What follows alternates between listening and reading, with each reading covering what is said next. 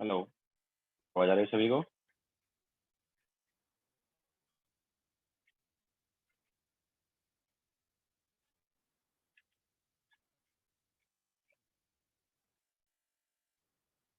Okay, so good morning to all.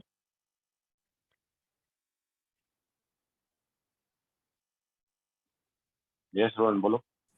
Yes sir. Sir textbook के दो conceptual questions पे मुझे doubt है सर, पूछ लूं सर? किसके? सर मॉड्यूल के। मॉड्यूल के?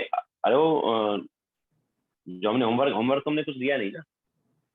यस सर, बट फिर आपने जो पढ़ाया था सर उनमें से कुछ कुछ क्वेश्चंस मैंने अटेम्प्ट किए थे सर। हाँ, तो वो एक्चुअली अभी क्या है कि यार वो डाउट लेक्चर के दिन कर देंगे क्योंकि हमारा फिर सिलेबस पीछे रह जाएगा। तो ओके। या फिर मैं तुम्हें तुम्हें क्या है, एक वीडियो लिंक शेयर मतलब यूट्यूब का लिंक शेयर कर दूंगा, वहाँ पर हमने डिस्कस किया है, ठीक है? Okay sir. हाँ ठीक। तो लास्ट लेक्चर हमने आइसोकोरिक प्रोसेस जो है वो कराया था, और नेक्स्ट हम यहाँ पर लेंगे आइसोबारिक प्रोसेस।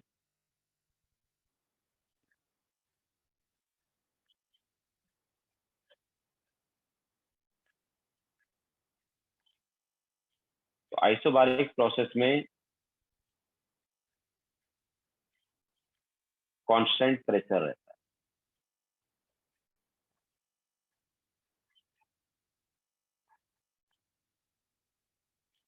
आइसोबारिक प्रोसेस में क्या होता है? कांस्टेंट प्रेशर होता है। आइसोकोरिक में कांस्टेंट क्या था? वॉल्यूम था। यहाँ पर कांस्टेंट प्रेशर होगा। तो देखो, अगर हम बोलेंगे डेल्टा यू क्या होगा, तो डेल्टा यू हम लास्ट वाले प्रोसेस के टाइम ही बता चुके हैं। क्या था? Delta U was N C V delta T. हाँ, तो हमने क्या बोला था कि इट इज स्टेट फंक्शन। हर प्रोसेस के लिए डेल्टा यू हम क्या लेंगे? N C V delta T ही लेंगे। ओके। इसके अलावा डब्ल्यू क्या होगा? सो डब्ल्यू इज, अब देखो, it is minus of P gas DV. Now volume V one से वी टू, लेकिन हमें पता है यार प्रेशर तो कांस्टेंट है। अंशु, लास्ट लेक्चर में सीवी बताया था ना क्या होता है? लास्ट लेक्चर एक्सप्लेन नहीं किया? लास्ट लेक्चर में बताया था सीवी क्या होता है। हाँ, तो उसमें बताया था सीवी क्या था। तो पी गैस जो है ये कांस्टेंट है, जैसा कि हमने बोला कि कांस्टेंट प्रेशर है आइसोबारिक में। तो P gas is constant and DV का इंटीग्रेशन। तो डीवी का इंटीग्रेशन तो वॉल्यूम वी वन से वी टू। अब डीवी का इंटीग्रेशन क्या हो गया? वी हो गया। वॉल्यूम वी वन से वी टू लिमिट लगाएंगे तो क्या आ गया? This is minus P gas V two minus V one. या फिर क्या लिख सकते हैं इसको? Obviously we can write it as minus P gas delta we one. ठीक है। तो ये हमारे पास क्या आ गया? डब्ल्यू आ गया। Now what is Q? ये तो डेल्टा यू एंड डब्ल्यू हो गया। What is Q? क्यू होता था n C process delta T. याद आया? क्यू हमने क्या बताया है? क्यू हमने बताया n C process delta T. Now यहाँ पर सी प्रोसेस क्या हो गया? यहाँ पर सी प्रोसेस जो है उसको हम लिख देंगे सी। ओके। तो it is N C P delta. And CP क्या है यहाँ पर? जैसे सीवी क्या था? CV was molar heat capacity at constant volume. ऐसे सीपी क्या हो गया? Molar heat capacity at constant pressure. Okay. तो CP is equal to molar heat capacity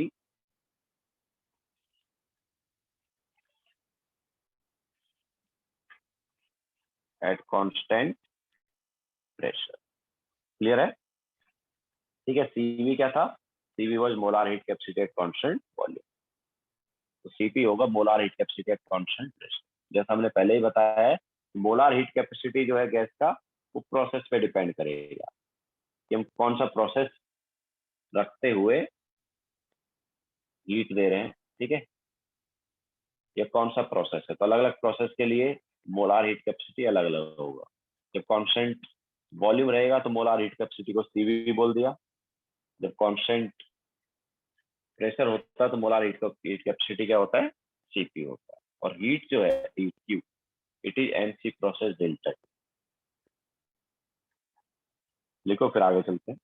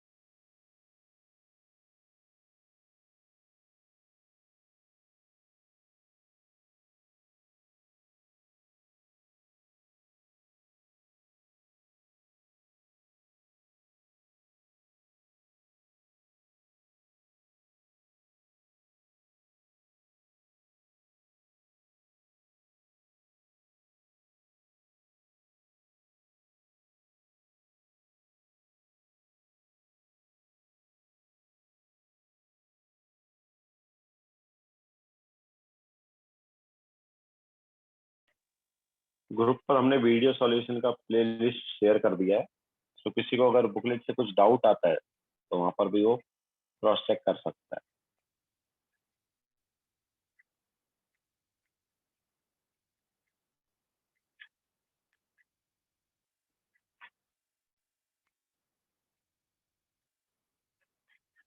हो गया सबका?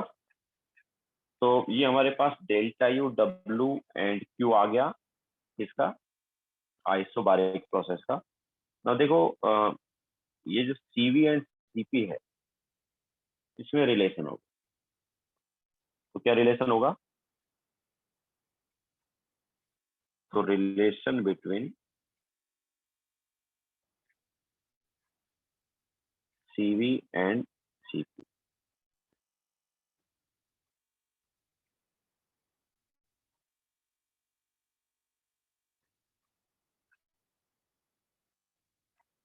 तो देखो delta U is equal to क्या है, क्यू प्लस डब्ल्यू है ना, फर्स्ट लॉ के अकॉर्डिंग। तो डेल्टा यू क्या है इस प्रोसेस के लिए, ये आया n CV delta T. Q क्या आया था इस प्रोसेस के लिए, it is nCP delta T and W क्या आया, it is minus P gas delta E, ठीक है, या पी बोल सकते हो उसको जस्ट। अब देखो पीवी इक्वल टू होता है एनआरटी, पीवी इक्वल टू क्या होता है nRT, so delta of PV क्या होगा, is equal to delta of nRT. तो पी प्रेशर कांस्टेंट है तो पी डेल्टा वी को क्या लिख सकते हैं, obviously number of moles constant होते हैं प्रोसेस के लिए, so we can write it as nR delta T. इस पी गैस डेल्टा वी की जगह लिख सकते हैं एनआर डेल्टा टी। तो क्या आ गया देखो, so it is nCV delta T is equal to nCP delta T minus nR delta T. तो यहाँ से एन भी कैंसिल आउट हो गया और डेल्टा टी भी कैंसिल आउट हो गया। सीवी क्या आया, it is CP minus R, ये हम बोल सकते हैं कि सीपी सीवी प्लस आर और CP minus CV is equal to R. ठीक है, तो ये हमारे पास रिलेशन आ गया सीवी सीपी और आर। ठीक है, सीपी जो है वो क्या हो जाता है, it is CV plus R, ऐसे बोल सकते हैं सीपी माइनस सीवी जो है वो आता है। So molar heat capacity at constant pressure and molar heat capacity at constant volume में ये रिलेशन।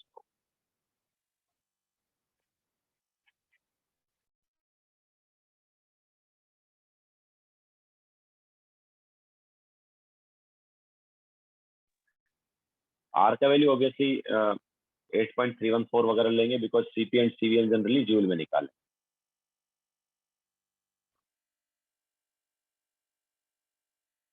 बोलो। Yes sir. सर यहाँ पे मुझे ये डाउट आया सर कि डेल्टा यू का जो आपने ये फॉर्मूला दिया था sir, n C delta T, वो सर आइसोकोरिक प्रोसेस के लिए था ना सर, लेकिन यहाँ पे वॉल्यूम अगर चेंज होगा तो फिर क्या करेंगे सर? तो हमने लास्ट लेक्चर में ही एक लाइन लिखवा दी थी ना कि it is state function, delta U जो है वो क्या है, स्टेट फंक्शन है। ओके, यस तो सर। वो प्रोसेस पे डिपेंड ही नहीं करेगा। ओके, तुम कोई भी प्रोसेस ले डेल्टा यू का सेम फॉर्मूला। सर बट यहाँ पे अगर वॉल्यूम चेंज हो रहा है सर, क्योंकि वॉल्यूम यहाँ पे कांस्टेंट नहीं है, तो क्या सीवी भी चेंज होते रहेगा क्या सर? सीवी क्या चेंज होगा, सर क्योंकि वॉल्यूम चेंज सीवी हो रहा है। तो क्या हुआ, सर मतलब ये सी एक हीट कैपेसिटी स्पेसिफिक वॉल्यूम है ना sir? C process is different for this process, C process different होगा, सीवी थोड़ी डिफरेंट होगा। सीवी तो कोई भी प्रोसेस ले वो लोगे उसका सीवी कांस्टेंट आएगा, हर प्रोसेस का जो सीवी है वो कांस्टेंट है, हर प्रोसेस का CP is also constant. C process जो है that is different for different process. Okay sir. तो इस प्रोसेस का मतलब सी वॉल्यूम प्रोसेस जो क्या भी है, हो सीवी कांस्टेंट ही रहेगा। हाँ नहीं, इस प्रोसेस का सी प्रोसेस क्या है, इस प्रोसेस का सी प्रोसेस सीपी है। Okay sir. ओके, इस प्रोसेस का मोलार हीट कैपेसिटी सीपी ना कि सीवी। Okay sir. तो सीवी जो है वो हर प्रोसेस का सेम है, सीपी भी हर प्रोसेस का सेम है, लेकिन जो सी प्रोसेस है ना, that is molar heat capacity of process, वो अलग अलग प्रोसेस का अलग अलग है। तो लास्ट वाले प्रोसेस का जो मोलार हीट कैपेसिटी था वो सीवी हो गया था, सी प्रोसेस ऑफ लास्ट प्रोसेस वो सीवी। इस प्रोसेस का जो सी प्रोसेस है इट इज सीपी।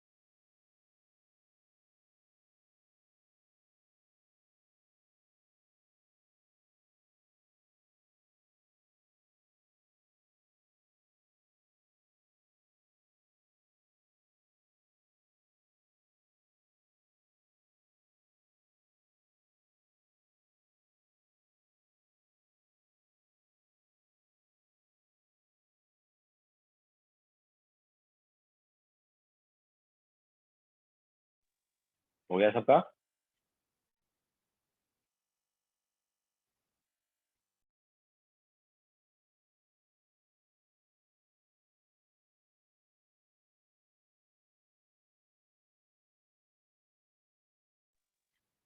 तो अब देखो अलग अलग गैस के लिए सीवी सीपी वगैरह रहेगा, तो हम निकाल लेते हैं।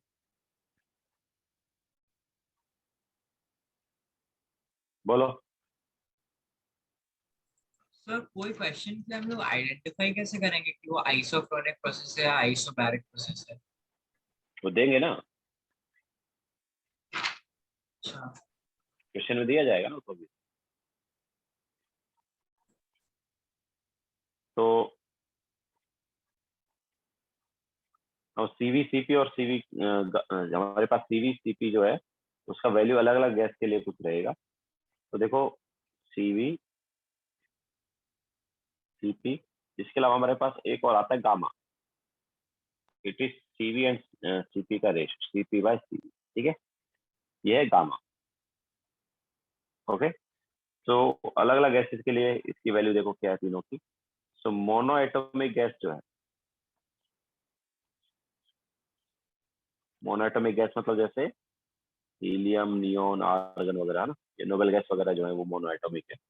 तो इसके लिए सीवी जो है ये होता है 3/2R, सीपी होता है 5/2R, एंड गामा जो है ये फिर क्या हो जाएगा, सीपी बाय सीवी का रेशियो है ना, तो क्या होगा, it is 5/3। Okay, diatomic gas जो है,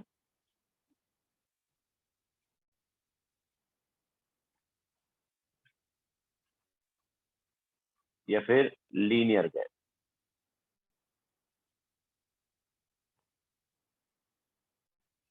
डायटोमिक गैस या कोई भी लीनियर गैस जो है उसके लिए सीवी होता है 5/2R, एंड सीपी जो है ये हो जाएगा 7/2R। तो गामा क्या हो जाएगा, इट इज 7/5। ओके, सीपी ये हम कैसे निकाल रहे हैं, सीपी, अब ये देखो एक बात, तुम्हें अगर सीवी पता चल गया तो सीपी निकालना डिफिकल्ट नहीं है, क्यों, क्योंकि सीपी क्या है, it is CV plus R. Okay, तो 3/2R प्लस आर करोगे तो क्या आएगा, 5/2R आएगा ना। यहाँ पर 5/2R प्लस आर करोगे तो क्या आएगा, 7/2R आएगा, ठीक है।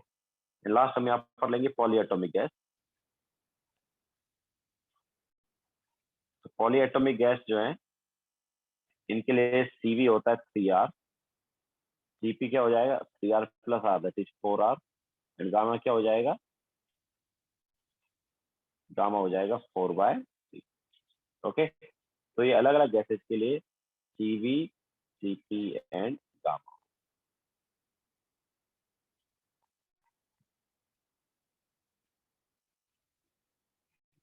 ओके, सीवी सीपी गामा जो है अलग अलग गैसेस के लिए हमने निकाल लिए, ये वैल्यू तुम्हें याद है, मतलब ये क्या क्या होता है सीवी सीपी गामा अलग अलग गैस के लिए वो याद है।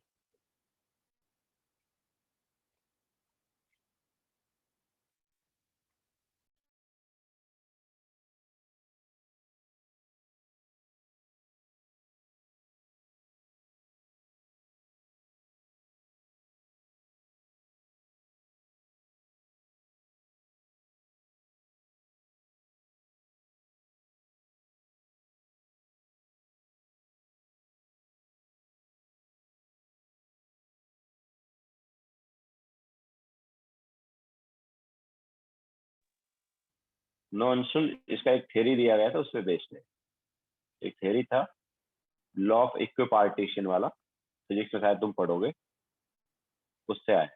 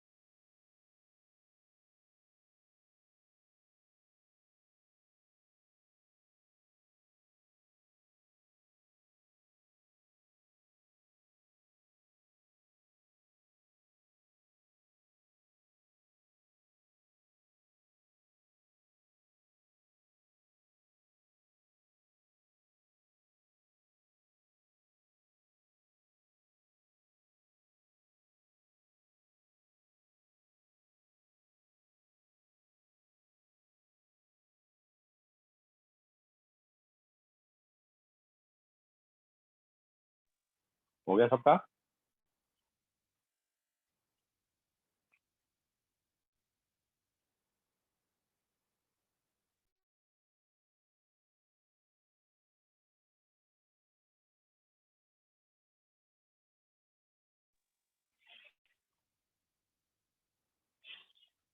अब देखो यहाँ पर हम एक टर्म और लेंगे enthalpy.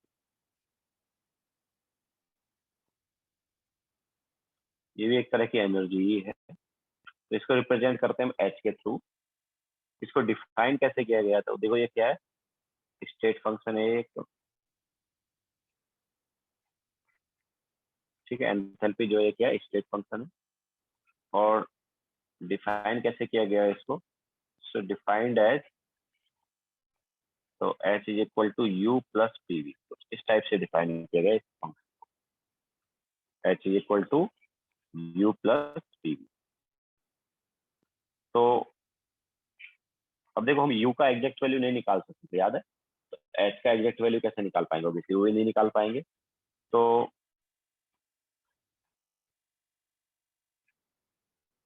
Absolute value of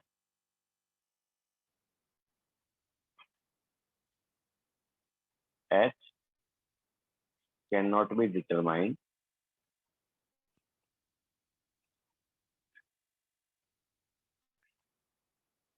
but change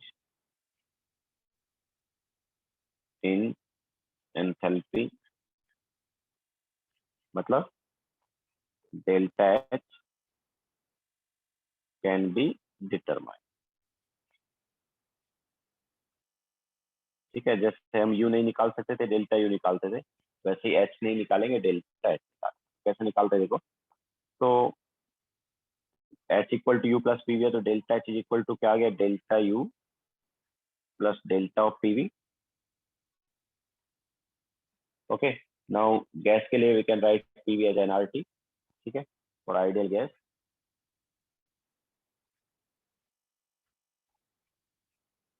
delta h is equal to delta u plus delta of nRT. Now process के लिए नंबर ऑफ मोल्स कांस्टेंट होते हैं, तो डेल्टा h क्या आ गया, it is delta u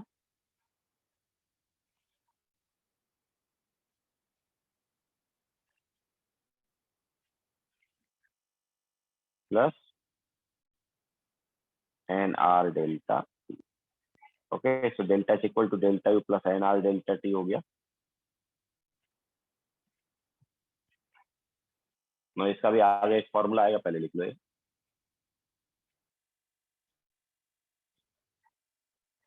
delta h equal to क्या हो गया, delta u plus nr delta t।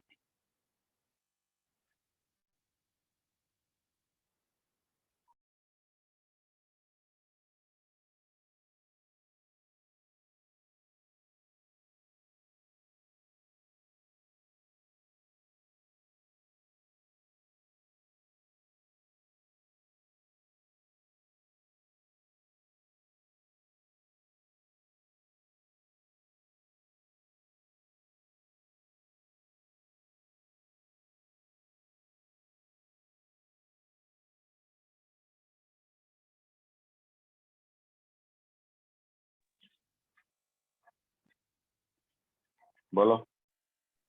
So basically हम लोग डिफरेंट गैसेस के लिए कंपेयर करते हैं ना कि क्या? मतलब इस गैस में अगर इतना अमाउंट ऑफ एंथैल्पी है तो अगले गैस में इतना हुआ तो चेंज हुआ है। नहीं नहीं नहीं, ऐसे एक पर्टिकुलर गैस के लिए एक बात है, मतलब कोई भी, या प्रोसेस की बात करो, ये कोई प्रोसेस है ना, तो उस प्रोसेस का एस नहीं निकाल सकते। उस प्रोसेस का मतलब किसी पर्टिकुलर पॉइंट पर कोई, मतलब गैस की बात करें ऑब्वियसली, उस प्रोसेस में क्या है, कोई गैस काम आ रही है, ठीक है, जैसे गैस गैस तो कोई प्रोसेस हो रहा है, तो उस पर्टिकुलर गैस का पर्टिकुलर पॉइंट पर हम एच नहीं निकाल, लेकिन उस गैस में जब स्टेट चेंज होगा ना, तो डेल्टा एच आएगा, वो निकाल। मतलब एटॉमिक मास टाइप का है ना कि मतलब हम लोग कुछ एक ये कर दिया पहले से कि एच का कुछ एक वैल्यू ले ली और फिर उसमें जितना कम ज्यादा होता है। वो वैसे नहीं निकालता है ना। अगर हमें अच्छा। एच का मतलब एक एच का वैल्यू पता है और दूसरा एच का वैल्यू पता है, देन डेल्टा एच तो आ ही जाएगा। तो वो तो उस केस में तुम्हें दोनों वैल्यू भी पता है, बट यस। हम ये बोल रहे हैं कि दोनों वैल्यू नहीं पता, बट हम चेंज निकाल पाएंगे। वो कैसे निकाल पाएंगे, यहाँ से भी तुम देख रहे हो, डेल्टा एच इक्वल टू क्या हो गया, delta U plus nR delta T. Okay, तो तुम्हें Yes, sir, डेल्टा टी समझा। पता चल जाएगा प्रोसेस का, और एनआर डेल्टा टी भी पता होगा तो डेल्टा एच भी। बट हमें यहाँ पर H1 और H2 नहीं पता, उसका डिफरेंस पता है, बट H1 सर और तो H2 पीवी कांस्टेंट नहीं है यहाँ। पीवी का एनआरटी लिख दिया ना ऐसे, हाँ यस सर, समझा समझा। एनआरटी लिख दिया वैसे। प्रेशर वॉल्यूम तो ये तो मतलब ये ऐसा नहीं कि इसी प्रोसेस के लिए ये रिलेशन निकाल यस डेल्टा एच की वैल्यू, ऐसा नहीं कि इसी प्रोसेस के लिए निकाल रहे हैं, हम सभी प्रोसेस के लिए वही अभी वैल्यू जो आएगी वो यूज करने वाले हैं, फॉर्मूला जो आएगा। तो हमने यहाँ पर क्या किया, पीवी को एनआरटी लिख दिया, क्योंकि पीवी के केस में क्या है कि प्रेशर एंड वॉल्यूम हो सकता है दोनों ही वेरिएबल, लेकिन जब एनआरटी लिख रहे हैं तो just temperature variable, number of moles, yes. इसलिए हमने रिलेशन को बाद में इन terms of NRT.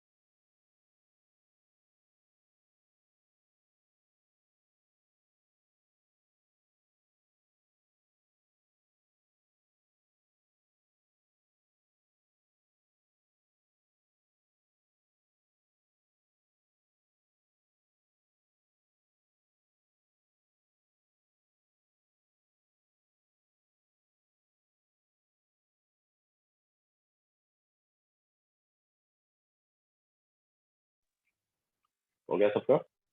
Delta H equal to delta U plus nR delta T आया। नाउ डेल्टा यू का वैल्यू क्या होता है यार? So delta H equal to delta U, हमने क्या बताया तुम्हें?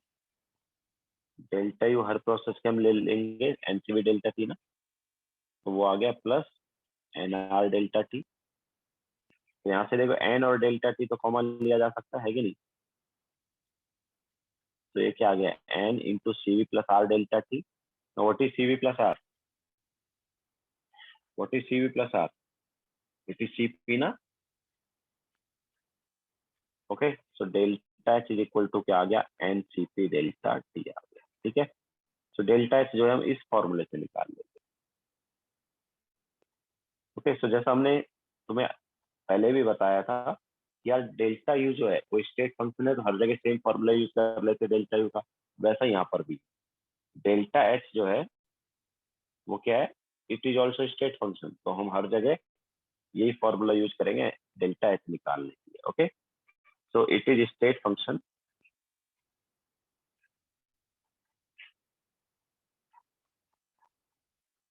therefore this formula can be used in all process। ठीक है, ये फॉर्मूला जो है हम हर प्रोसेस में क्या कर सकते हैं, यूज कर सकते हैं।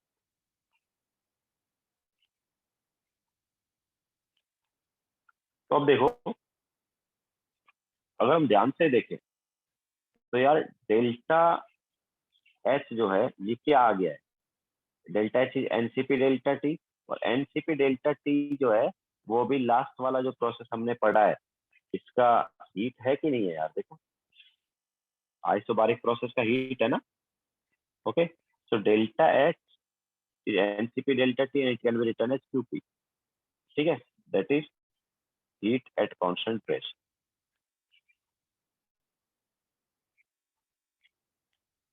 तो हीट एट कांस्टेंट प्रेशर जो है उसको हम एंथैल्पी चेंज बोल सकते हैं, डेल्टा एच बोल सकते हैं। Okay, heat at constant pressure, इसको ऐसे भी हम डिफाइन कर सकते हैं डेल्टा एच को कि heat at constant pressure. Okay, इस टाइप से इसको डिफाइन किया जाता है, heat at constant pressure is delta H. अच्छा, डेल्टा यू को भी हम एक दूसरी तरह से डिफाइन कर सकते हैं, what is delta you, it is nCV delta T. तो यार लास्ट वाला जो प्रोसेस था आइसोकोरिक, उसमें हीट यही था क्या, था या नहीं था, यही था ना एनसीवी डेल्टा टी। तो we can write it as QV या फिर हीट एट कांस्टेंट वॉल्यूम, ठीक है। So heat at constant pressure is delta H, that is ncv delta t, and heat at constant volume is delta u, that is ncv delta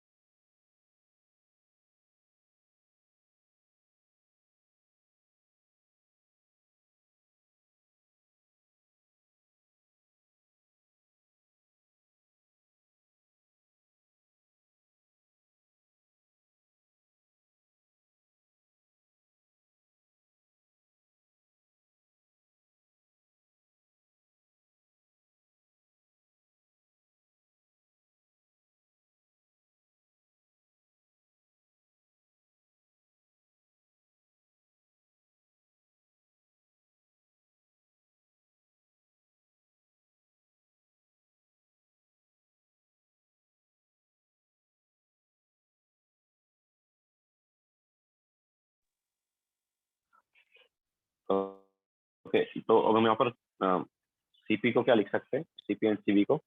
तो CP and CV can be written as, CP को we can write as delta H upon N delta T,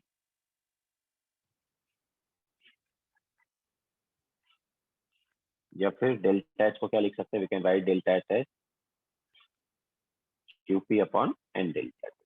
similarly CV क्या हो गया, it is delta U upon N delta T, या फिर qv upon N delta.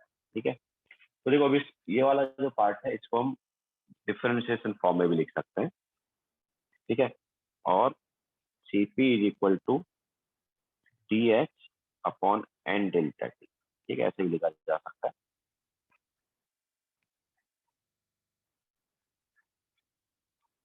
या फिर partial differentiation form में क्या हो गया ये, सो देखो ये क्या है, इट इज क्यूपी, है ना, या डीएच को हम क्या लिख सकते हैं, हीट एट कांस्टेंट प्रेशर ना, we can write it as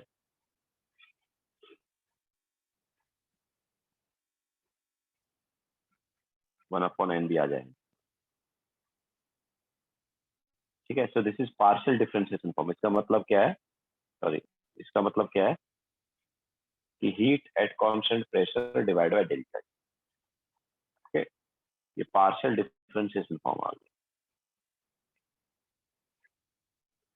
similarly CV जो है, it is d U divide by N delta T. ये पार्शियल डिफरेंशिएशन फॉर्म में हम क्या लिख सकते हैं, हमें पता है heat at constant volume is d U, है ना, हीट एट कांस्टेंट वॉल्यूम क्या है, डी यू है। सो इट इज इन, ये हमारे पास क्या है in terms of partial differentiation form. So del Q divide by del T at constant volume. So ये भी हमारे पास सीपी एंड सीवी का एक्सप्रेशन हो सकता है।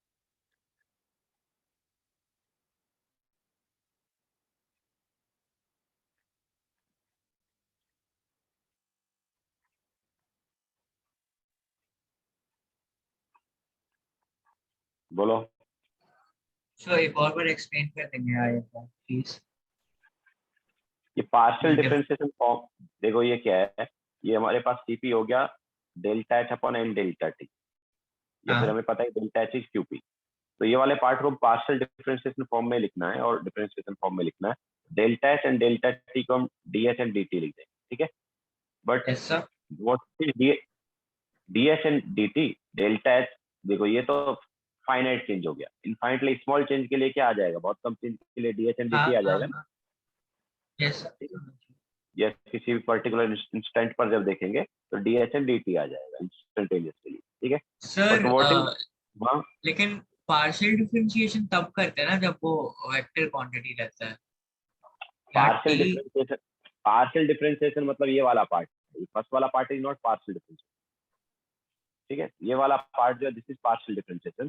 तो हीट एट हाँ, constant volume and heat at constant pressure, उसके लिए ये पार्शियल डिफरेंशिएशन यूज करता है। अच्छा, ये जो है, यस सर। ये यही हमें क्या बता रहा है, ये बता रहा है कि कांस्टेंट क्या है। ओके, अच्छा, अंदर वाला पार्ट तो यस दोनों जगह सेम है, अंदर वाला पार्ट यस तो दोनों यस। जगह सेम है, ये डिफरेंट है। तो हमें पता है कि जब कांस्टेंट प्रेशर होता है तो ये जो है ये क्या है, डेल्टा एच मतलब डी एच, और जब कांस्टेंट वॉल्यूम होता है तो ये जो है डी क्यू, इसको हम क्या बोलेंगे, यस डी यू बोलेंगे।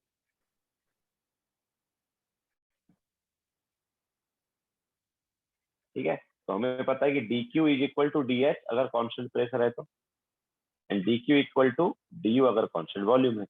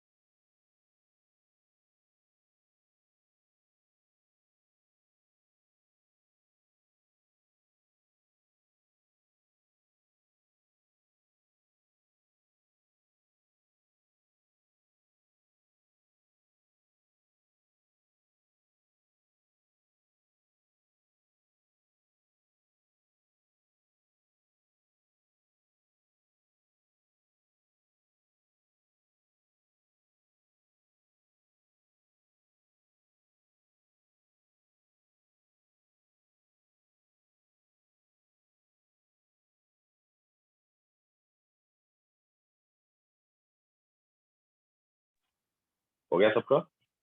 तो this was isobaric process and delta H वगैरह सब हमने बताया। तो नेक्स्ट हम चलेंगे आइसोथर्मल प्रोसेस।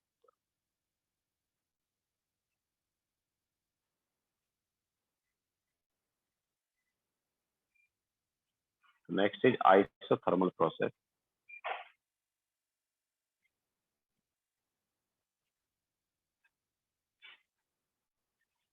सो आइसोथर्मल में क्या होता है? यहाँ पर कांस्टेंट टेम्परेचर होता है।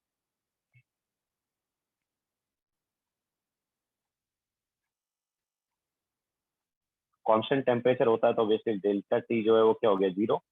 तो अगर डेल्टा टी जीरो है तो डेल्टा यू क्या होता है? It is nCV delta T ना, तो ये क्या आएगा? जीरो आएगा।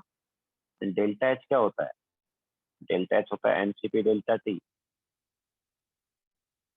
वो भी क्या आ जाएगा? जीरो। ठीक है, तो इस प्रोसेस के लिए delta you and delta H दोनों का वैल्यू क्या रहेगा? जीरो रहेगा। क्यों? क्योंकि डेल्टा टी जीरो है। तो फर्स्ट लॉ से डेल्टा यू इक्वल टू क्या आया? Q plus W. बट हमें पता है डेल्टा यू तो जीरो है, डेल्टा यू जो है वो क्या है?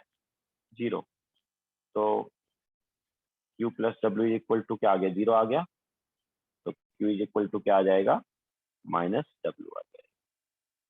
ठीक है, तो आइसोथर्मल प्रोसेस के लिए delta you and delta H zero होते हैं। इसके अलावा क्यू और डब्ल्यू की वैल्यू सेम रहेगी, बस साइन जो है वो अपोजिट रहेगा।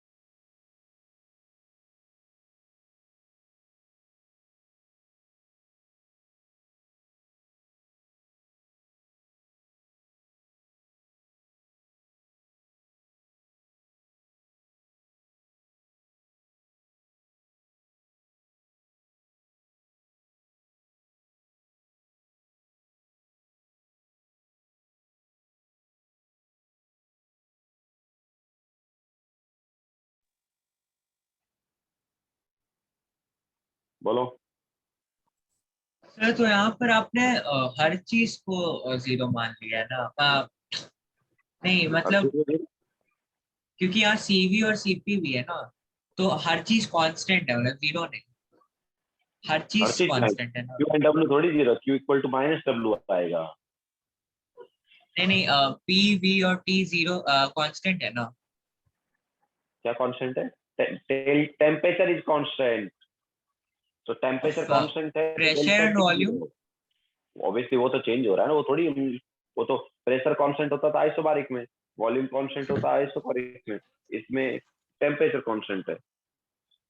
सर तो सीवी होता है molar heat capacity at constant volume, और सीपी होता है molar heat capacity at constant pressure. तो इसका हाँ मतलब दोनों कांस्टेंट है ना, तभी ना आपने सीवी हाँ सीपी डाला है। हाँ, अरे भाई, सीवी एंड सीपी का वैल्यू तो कांस्टेंट है, पर डेल्टा टी तो जीरो हो गया ना।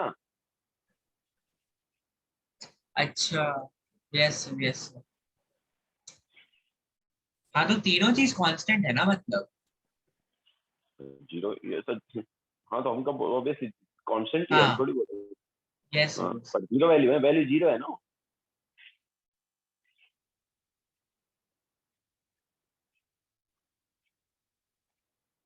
ये सही सीधा बोलो। तो फिर क्यू का वैल्यू भी तो जीरो होना चाहिए क्योंकि वो भी तो एनसीपी डेल्टा टी है। हाँ हाँ बिल्कुल सही बोल रहे हो तुम कि Q equal to nC process delta, नहीं क्या एनसीपी नहीं, nC process not nCP. Q equal to nC process delta T होता है। Okay, yes sir.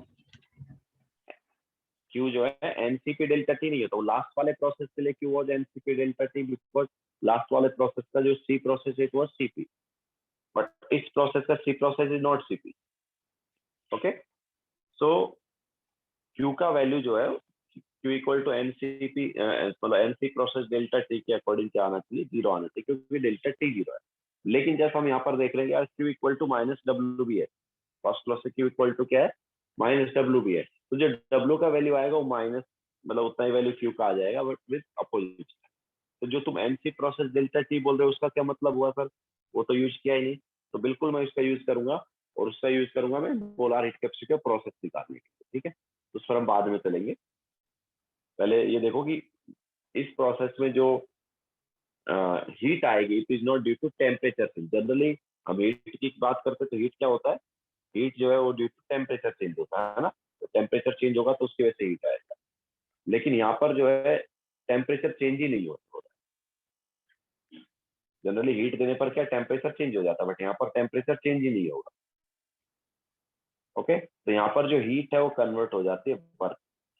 ओके, इस प्रोसेस में क्या होता है, जो भी हीट हम देते हैं वो किस में कन्वर्ट होती है, वर्क में। या इसको ऐसे बोल सकते हैं कि इस प्रोसेस में जो हीट है ये वॉल्यूम चेंज कर देती है। ओके, जनरली हीट जो है वो देखो हमने ये पहले ही तुम्हें गैस के केस में पहले ही तुम्हें हमने बता दिया कि यार सॉलिड एंड लिक्विड के केस में तो मोर देन 99% हीट जो है टेम्परेचर चेंज करने में यूज होती है, but in the case of gas heat temperature के साथ साथ वॉल्यूम एंड प्रेशर वगैरह भी चेंज कर सकती है ना। तो ये वाला प्रोसेस तो ऐसा है, यहाँ पर हीट जो है टेम्परेचर चेंज ही नहीं कर रही है, हीट जस्ट यहाँ पर क्या करे, वॉल्यूम एंड प्रेशर को चेंज कर। यस अंशु, समझाया इसी था। तो ये वाला ऐसा प्रोसेस जिसमें हम हीट देंगे बट वो टेम्परेचर चेंज ना करके वॉल्यूम एंड प्रेशर चेंज करेगी। ठीक है, तो निकालेंगे कैसे वैल्यू, तो अभी देखते हैं आगे। लिख लिया सबने।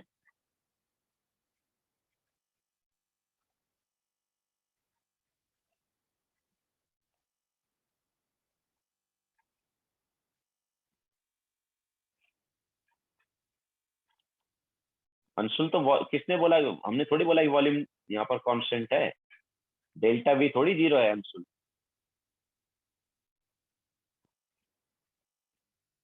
डेल्टा वी जीरो है क्या इस प्रोसेस का अंशुल? डेल्टा वी जब जीरो होगा तब हम बोलेंगे ना कि डब्ल्यू जीरो है।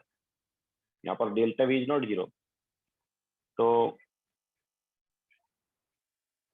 Q equal to minus W आया ना, और डब्ल्यू कैसे निकालेंगे, तो रिवर्सिबल प्रोसेस और इरिवर्सिबल के लिए अलग अलग डब्ल्यू का फॉर्मूला आएगा। तो इरिवर्सिबल के लिए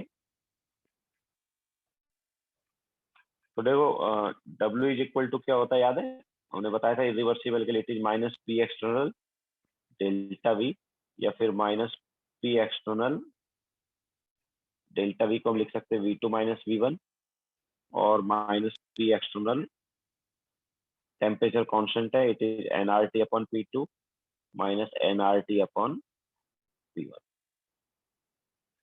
ठीक है, सो ये हमारे पास डब्ल्यू का फॉर्मूला हो जाएगा। या तो ये वाला फॉर्मूला अप्लाई कर देंगे, या फिर ये वाला तुम्हें दिया क्या है देख लो क्वेश्चन में, उसके अकॉर्डिंग फॉर्मूला अप्लाई कर लो। ठीक है, जनरली याद रखना पी एक्सटर्नल जो it is equal to P two, जनरली ऐसा होता है ना। पी एक्सटर्नल जो है वो फाइनल प्रेशर के इक्वल होता है। तो अगर ऐसा है तो डब्ल्यू क्या हो जाएगा फिर, तो एनआरटी को तो बाहर ले सकते हैं, तो माइनस ऑफ एनआरटी ये बाहर आ गया, पी एक्सटर्नल अंदर गया, तो हम जैसा बता रहे हैं पी एक्सटर्नल और पी टू जनरली सेम रहता है, तो इसको मैं ऐसे भी लिखते हैं।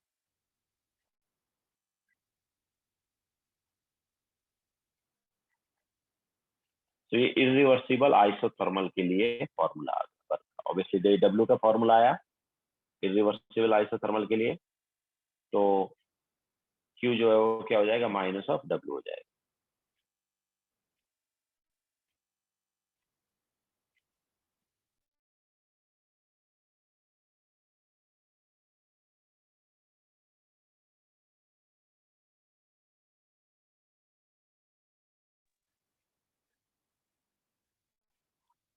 बोलो। सर जैसे आपने अभी बोला कि यहाँ पर वॉल्यूम वॉल्यूम कांस्टेंट नहीं है, तो हम लोग यहाँ सीवी कैसे यूज कर सकते हैं? सीवी यूज कर सकते हैं अगर वॉल्यूम कांस्टेंट नहीं है? अरे CV, हम तो डेल्टा यू के फॉर्मूले में CV यूज कर रहे हैं ना भाई। डेल्टा यू का formula is NCV delta T, और हमने पहले ही बताया कि यार डेल्टा यू स्टेट फंक्शन, तो सेम फॉर्मूला हर जगह यूज कर लेंगे। जैसे अच्छा। डेल्टा एच में हमने लिखा है कि इट इज स्टेट फंक्शन, तो डेल्टा एच का फॉर्मूला भी हम हर जगह यूज कर सकते हैं NCV डेल्टा टी, क्योंकि it is state function. Yes, समझ।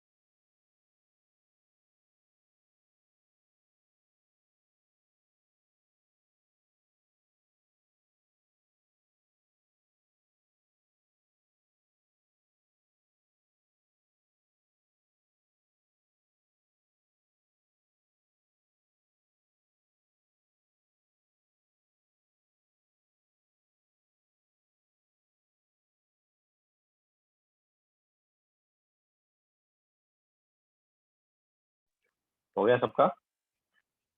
तो ये इरिवर्सिबल आइसोथर्मल का फॉर्मूला हो गया W का, obviously Q will be minus W। Now reversible का क्या होगा?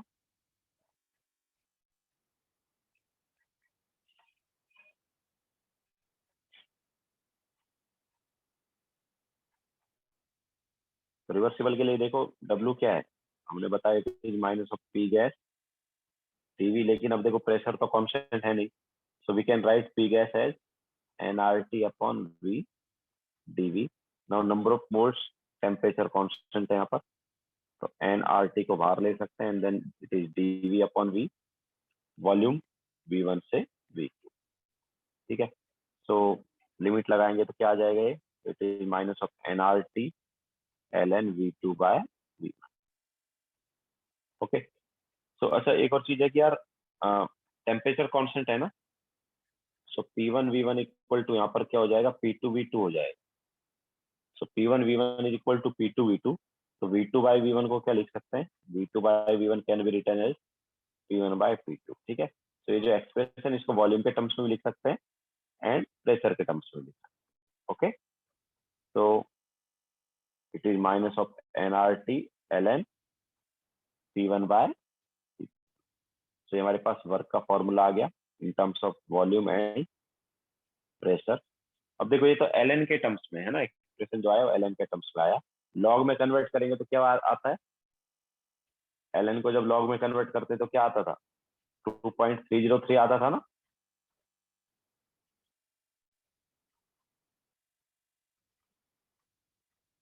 तो ln को अगर हम लॉग के टर्म्स में कन्वर्ट करेंगे तो आ जाएगा -2.303 nRT log V2 by V1। Obviously first वाला जो ln है मतलब लॉग बेस e है, और ये सेकंड वाला जो है लॉग बेस 10। ओके, तो -2.303 nRT log V2 by V1, या फिर -2.303 nRT log V1 bye V2। ठीक है, तो ये वर्क का फॉर्मूला हो जाएगा। ये हमारे पास है in terms of pressure and volume, है ना। एक फॉर्मूला वॉल्यूम के टर्म्स में, एक फॉर्मूला प्रेशर के टर्म्स। तो this is W and obviously Q क्या होगा? Q will be minus of W।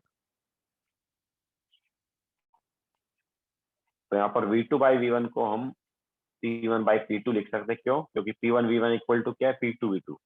P1 V1 equal to P2 V2 क्यों है? क्योंकि टेम्परेचर कांस्टेंट है। तो बॉयल्स लॉ में पढ़ा ही था ना तुमने। बॉयल्स लॉ में क्या आया था? P1 V1 equal to P2 V2 आया था ही नहीं आया था? कैसे आया था? टेम्परेचर कांस्टेंट होता है।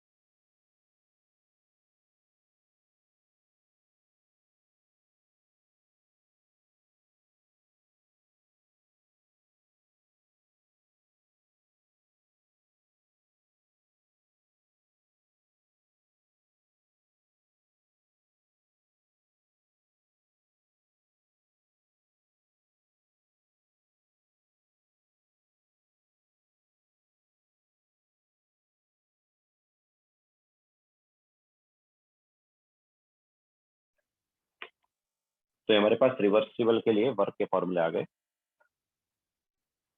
अब देखो इस प्रोसेस का मोलार हीट कैपेसिटी क्या होगा? इस प्रोसेस का मोलार हीट कैपेसिटी क्या होगा? Molar heat capacity of isothermal process क्या होगा?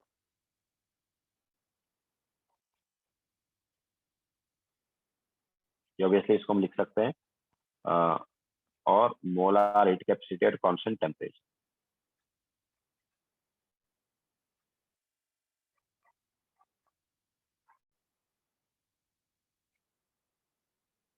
क्या होगा? We can write it as CT, है ना? जैसे सीवी और सीपी लिख रहे थे, इसको क्या लिख सकते हैं? सीटी। बट इसकी वैल्यू क्या होगी?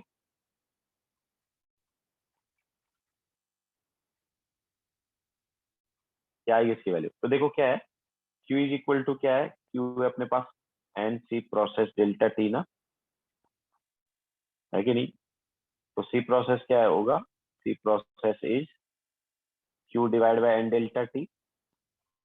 ना यार, यहाँ पर Q की वैल्यू तो जीरो नहीं है ना, लेकिन डेल्टा टी की वैल्यू जीरो है कि नहीं? तो it is Q divide by zero ना, ये हम बोल सकते हैं it is infinity. Okay, so molar heat capacity of this process या molar heat capacity at constant temperature क्या आता है भाई? जीरो आता है। क्लियर है क्या? ऑब्वियसली उसको हम सीटी लिख देते हैं, बट उसकी वैल्यू क्या होगी? सॉरी, जीरो नहीं, इन्फिनिटी होगी। क्या होगी इसकी value? Infinity. Okay, so molar heat capacity of this process क्या आया? इन्फिनिटी आया। क्यों? क्योंकि डेल्टा टी का वैल्यू जीरो है बट क्यू जीरो नहीं है। ओके, तो क्यू अपॉन जीरो मतलब इन्फिनिटी।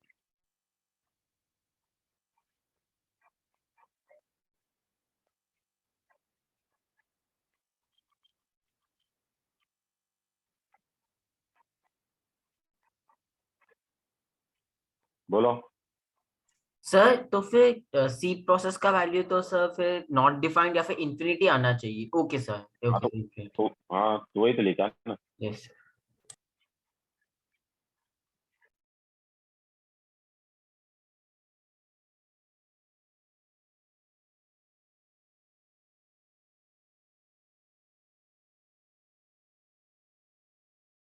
ओके, चलो अभी एक क्वेश्चन ले लेते हैं। Foundation builder subjective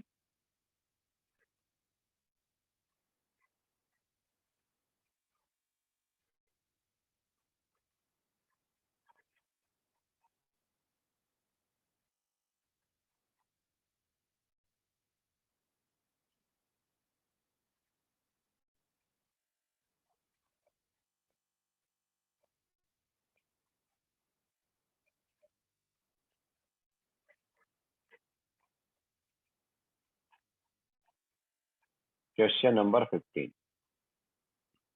foundation builder subjective question number 15।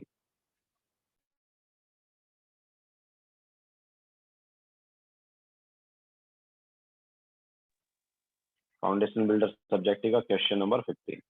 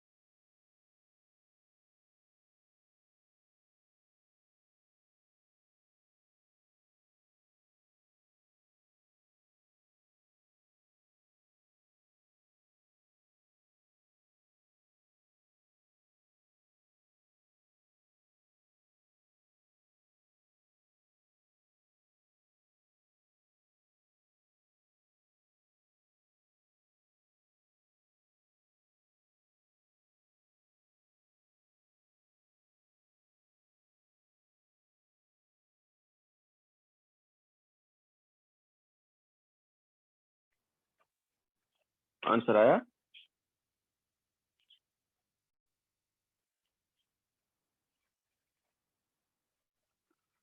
तो चलो कराते हैं सॉल्व।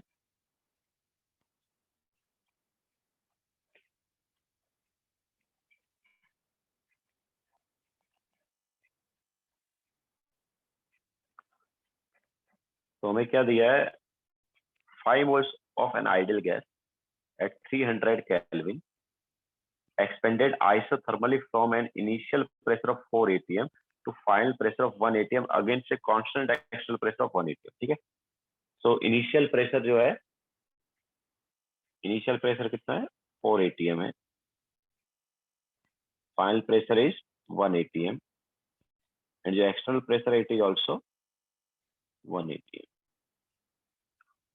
ठीक है, हमें Q W delta U and delta H निकालना है, तो ऑब्वियसली आइसोथर्मल है, तो delta you and delta H तो क्या होगा, 0 होगा। ठीक है, एंड क्यू इक्वल टू आएगा माइनस डब्ल्यू, तो डब्ल्यू क्या आ जाएगा, तो डब्ल्यू हमारे पास क्या होगा, माइनस पी एक्सटर्नल, ठीक है, या फिर एनआर टी। देखो पी पी एक्सटर्नल और पी टू जो है सेम है ना, तो हमने क्या लिखवाया था formula, 1 minus P two by P one, ये लिखवाया था। तो क्या आ जाएगा ये, अच्छा प्रोसेस जो है वो क्या है, इरिवर्सिबल प्रोसेस है। क्यों, क्योंकि क्वेश्चन में साफ साफ दिया है against a constant external pressure. Okay, against a constant external pressure है तो वो क्या है, इरिवर्सिबल प्रोसेस। तो पहले हमें इरिवर्सिबल प्रोसेस का वर्क निकालना है।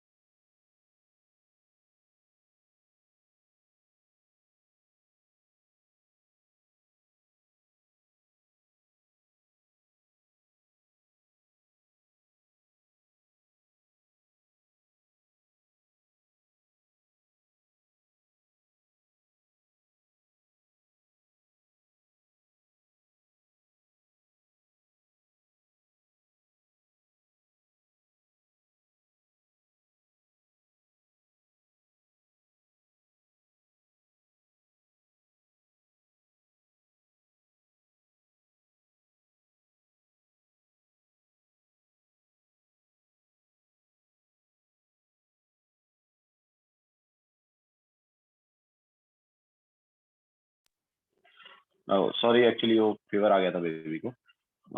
हाँ तो W हमारे पास क्या है, माइनस ऑब्वियसली ये इरिवर्सिबल प्रोसेस के लिए, और स्टार्टिंग में हमें इरिवर्सिबल प्रोसेस भी दिया है। सो नंबर ऑफ मोल्स कितना है, नंबर ऑफ मोल्स इज 5, है ना, 5 मोल्स दिए।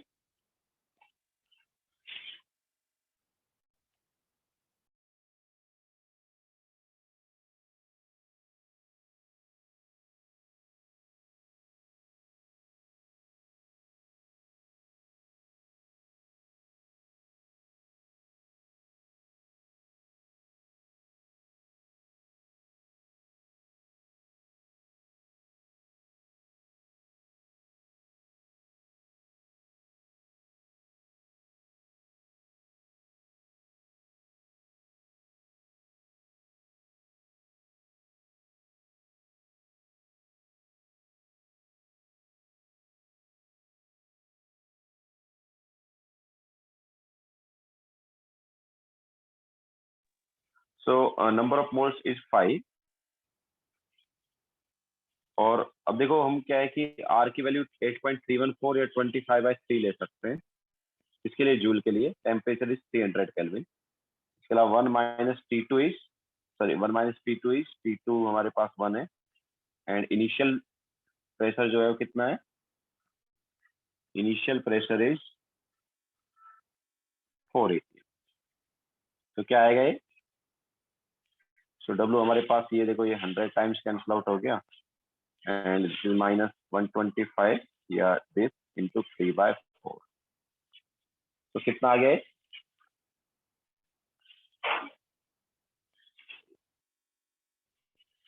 ये जो आंसर है किसमें आएगा, जूल में आएगा, याद रखना।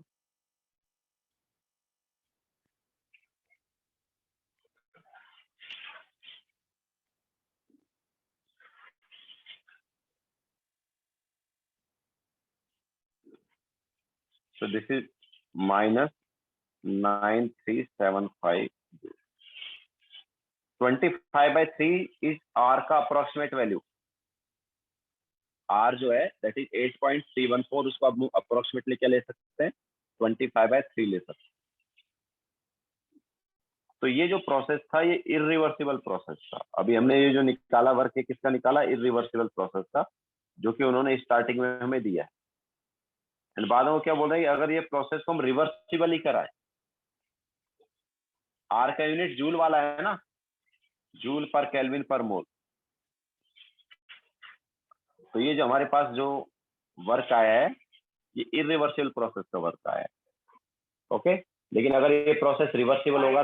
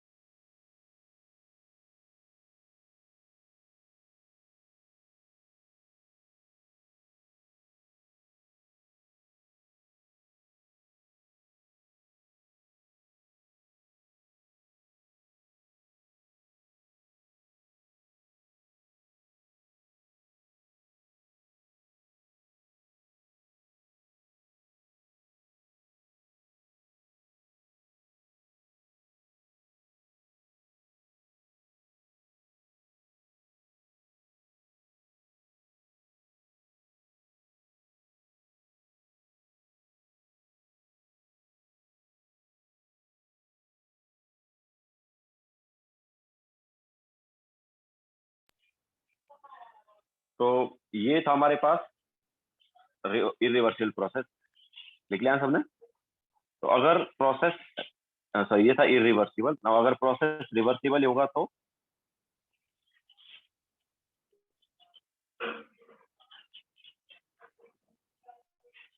रिवर्सिबल में हमारे पास क्या आएगा, it is minus 2.303 nRT log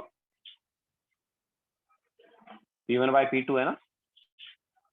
तो क्या हो जाएगा, it is minus 2.303, number of moles is 5, R की value we can take 25/3, and log जो है वो क्या है, sorry temperature is 300 kelvin, log के अंदर क्या आएगा, P1 is 4 and P2 is 1। ठीक है, तो कितना आएगा ये देखो 100 टाइम्स कैंसिल आउट हो गया, तो W is equal to -2.303 into 12500 and log 4 जो है इसकी वैल्यू होती है 0.6। तो हमारे पास रिवर्सिबल प्रोसेस के लिए ये W हो जाएगा।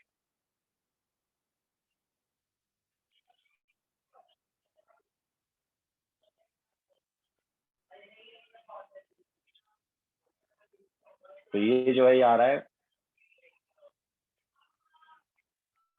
-17272.5 जूल। ओके, तो ये W आया। ऑब्वियसली Q की वैल्यू जो है वो क्या होगी, -W। ओके, दोनों प्रोसेस में Q जो है -W रहेगा, रिवर्सिबल एंड इरिवर्सिबल।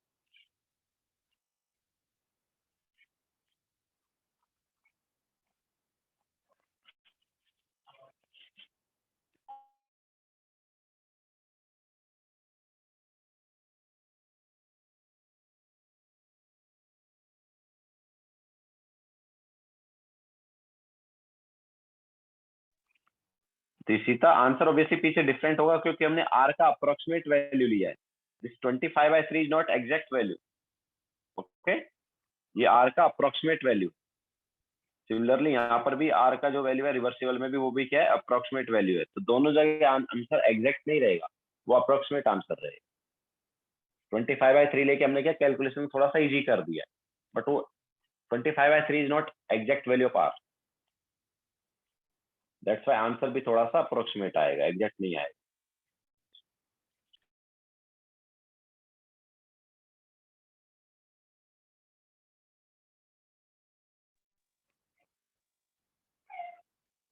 बोलो। सर हम इसमें रिवर्सिबल कैसे ले रहे हैं? ये रिवर्सिबल वर्क ही होगा ना बस, ये एग्जांपल। अरे यार क्वेश्चन पढ़ो ना, क्वेश्चन में क्या दिया है। क्वेश्चन में दिया है कि जब हमारे पास अगेंस्ट 1 ATM क्या करा रहे हैं, expanded isothermal from initially pressure of 4 ATM to a final pressure of 1 ATM against a constant external pressure। ठीक है, तो ये इरिवर्सिबल प्रोसेस हुआ। Okay, yes sir. बाद में क्वेश्चन में क्या दिया, पूरा क्वेश्चन पढ़ो। Calculate the corresponding value of all the above process is if the above process is carried out reversibly. Question लिखा है, ये सारे वैल्यू फिर से निकालो अगर तुम प्रोसेस को रिवर्सिबली करोगे। यस सर, समझ गया। समझाया? Yes sir. तो पहले हमने इरिवर्स जो कि प्रोसेस दिया हुआ था उसका वैल्यू निकाला, अगर बाद में बोला कि अगर प्रोसेस को रिवर्सिबली करेंगे तो क्या वैल्यू आएगा, तो वो निकाला।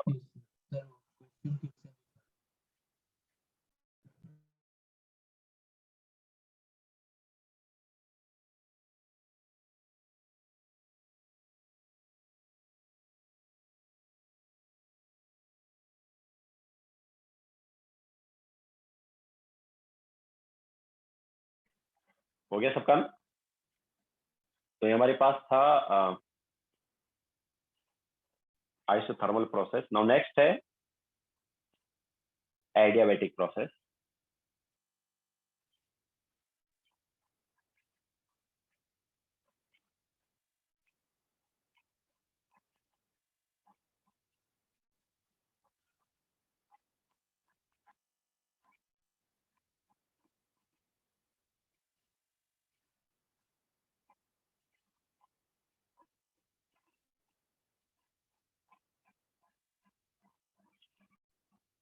तो एडियाबैटिक प्रोसेस जो है इसमें हीट ट्रांसफर नहीं होता।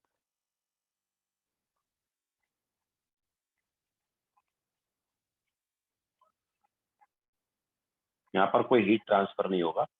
तो अगर हीट ट्रांसफर नहीं होगा तो Q जो है उसकी वैल्यू रहेगी 0। तो Q 0 रहेगा तो delta U is equal to Q plus W। तो यहाँ से Q हो गया 0, तो डेल्टा U क्या आ जाएगा, W आ जाएगा।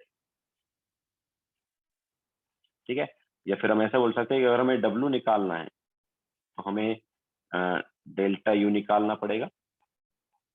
एंड डेल्टा U जो है वो क्या होगा, it is NCV delta T। तो अगर हमें इनिशियल टेम्परेचर और फाइनल टेम्परेचर पता है तो डेल्टा यू भी आ जाएगा और डब्ल्यू भी आ जाएगा। ओके, तो जनरली यहाँ पर क्या होता है, इनिशियल टेम्परेचर तुम्हें पता होता है और फाइनल टेम्परेचर नहीं पता होता। जस्ट मतलब इनिशियल और फाइनल टेम्परेचर में से एक ही टेम्परेचर जनरली तुम्हें पता होता है, तो इसलिए डेल्टा टी नहीं निकाल सकते। तो डेल्टा टी नहीं निकाल सकते तो डब्ल्यू एंड डेल्टा यू भी नहीं आता, है ना। तो फाइनल टेम्परेचर निकालने के लिए वो बाकी कुछ डेटा दे देते हैं एंड उसको यूज करके फाइनल टेम्परेचर निकाला जाता है। ठीक है, तो अब वो फाइनल टेम्परेचर कैसे निकाला जाएगा, तो रिवर्सिबल और इरिवर्सिबल प्रोसेस में अलग अलग इक्वेशन आती है फाइनल टेम्परेचर निकालने के लिए। पहले इरिवर्सिबल का देख लेते हैं क्या है। तो इरिवर्सिबल में अब देखो delta U is equal to W जो है, यही कॉन्सेप्ट यूज करके यहाँ पर फाइनल टेम्परेचर निकाला जाता है। कैसे, डेल्टा यू हो गया अपने पास NCV T2 minus T1 and W जो है वो हो गया minus P external into V2 minus. अब यहाँ पर इसको हम लिख देंगे NCV into T2 minus T1 minus P external. V2 को क्या लिख सकते हैं, we can write it as NR T2 by P2 and V1 को क्या लिखेंगे NR T1 बाय P1। ठीक है, सो ये जो इक्वेशन है इसको यूज करके जनरली हम फाइनल टेम्परेचर निकालते हैं। यहाँ पर तुम्हें जनरली P1 P2 पता होता है और T1 पता होता है। ठीक है, तो P1 P2 और T1 अगर पता है, साथ साथ ऑब्वियसली पी एक्सटर्नल भी पता होगा जो कि जनरली P2 ही रहता है। सो P1 P2 पी एक्सटर्नल और T1 पता है, चार चीजें पता है, तो जो फाइनल टेम्परेचर है T2 वो निकाल सकते हो। तो अगर तुम्हें फाइनल टेम्परेचर T2 पता चल गया देन ऑब्वियसली उसको यहाँ पर सब्स्टिट्यूट करोगे तो डेल्टा यू एंड डब्ल्यू दोनों आ जाए। ओके, तो ये इरिवर्सिबल एडियाबैटिक में ऐसे करो।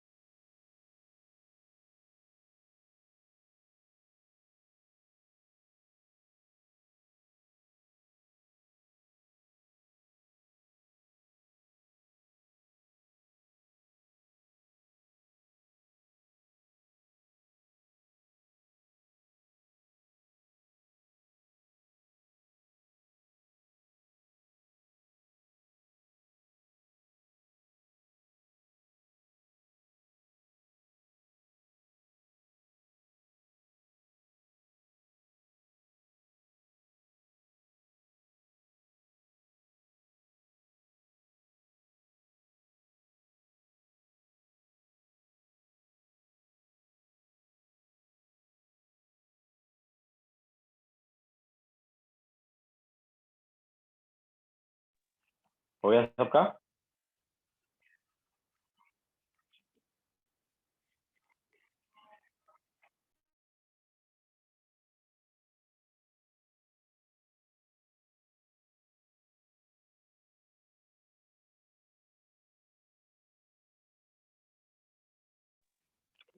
ADIABATIC adiabatic process.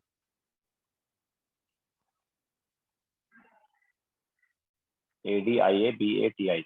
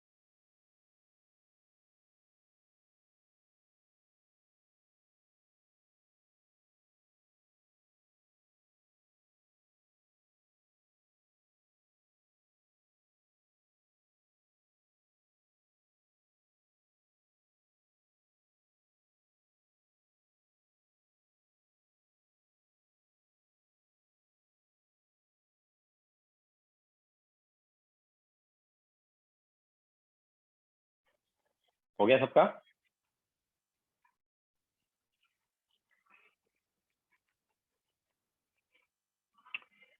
तो नाउ रिवर्सिबल ले लेते हैं। सो रिवर्सिबल के लिए, ये रिवर्सिबल के लिए मतलब फाइनल टेम्परेचर से निकाल सकते हैं। एंड रिवर्सिबल में यार अभी हो नहीं पाएगा, टाइम थोड़ा कम है। तो फिर ऐसा करते हैं, ये पे एंड करते हैं। होमवर्क नोट कर लो।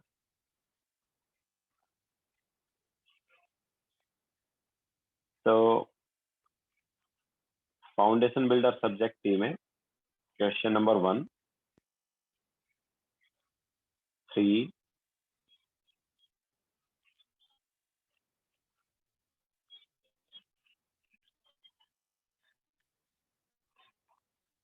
4,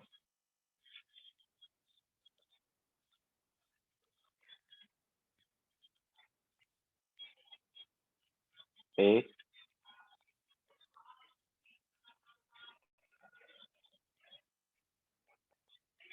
10,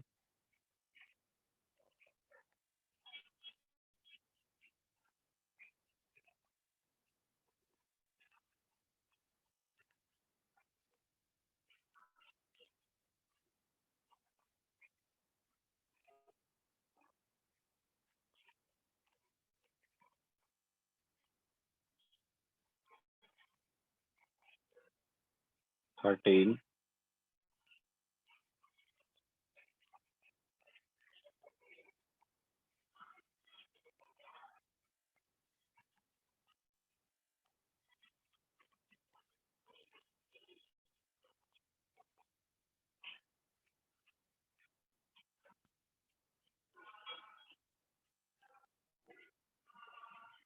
ठीक है।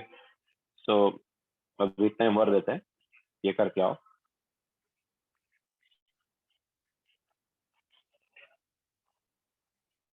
ऑब्जेक्टिव से भी नहीं दे रहे, ऑब्जेक्टिव से नेक्स्ट टाइम देंगे।